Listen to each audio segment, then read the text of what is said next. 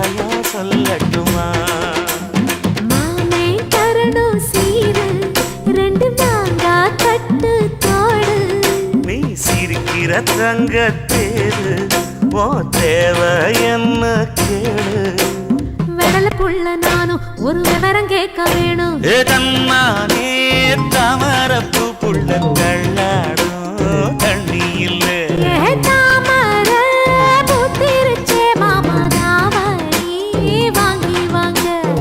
ஊரெல்லாம் கூட்டிக்கிட்டு வருவேனே மேளங்குட்டி. தன்ன